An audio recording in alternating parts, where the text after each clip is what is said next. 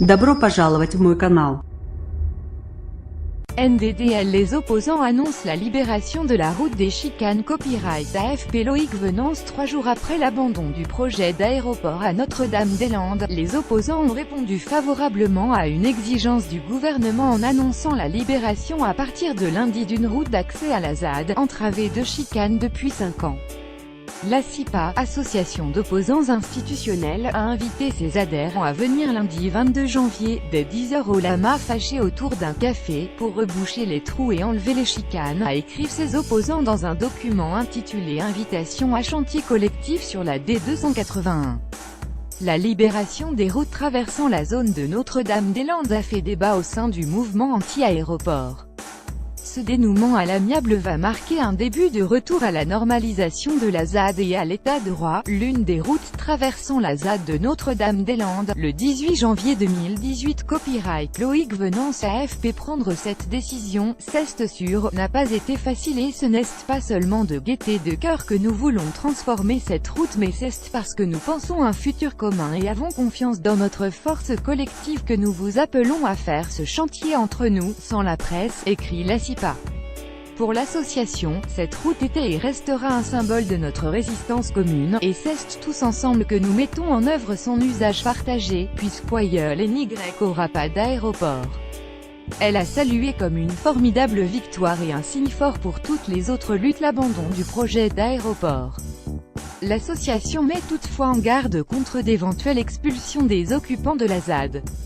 Nous portons ceci collectivement, et collectivement nous pourrions revenir sur cette décision si des menaces d'expulsion venaient à se concrétiser, en refermant cette route et les autres traversant la ZAD, écrit-elle.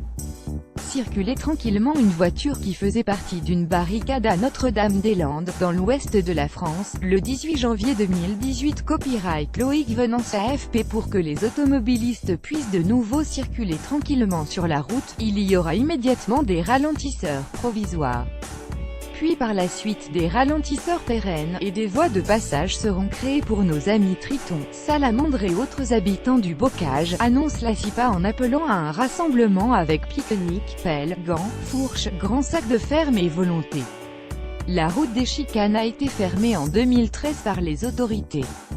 Elle a été ensuite obstruée par divers obstacles, pneus, épaves de véhicules, barricades en tout genre et gardée quasiment en permanence depuis des cabanes et miradors.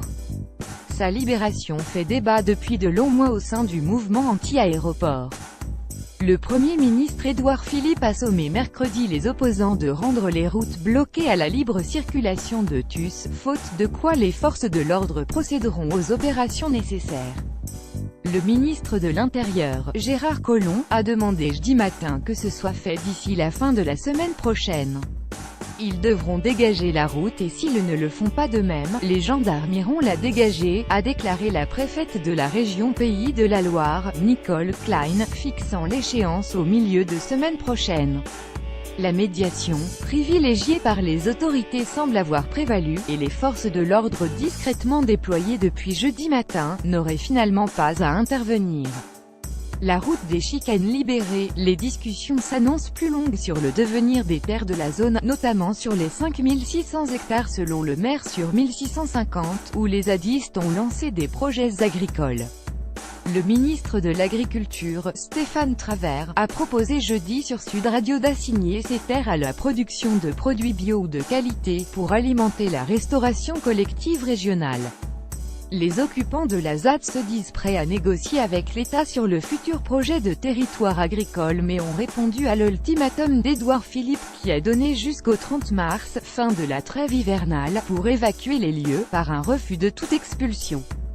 Nous discuterons avec tout le monde par principe, à une condition cependant, tous ceux qui ne seront pas détenteurs d'un titre de propriété pour leur terrain à la fin de la trêve hivernale devront être partis, a répondu samedi le porte-parole du gouvernement à Ouest France. S'ils ne sont pas partis au 31 mars, ils seront expulsés, a-t-il insisté.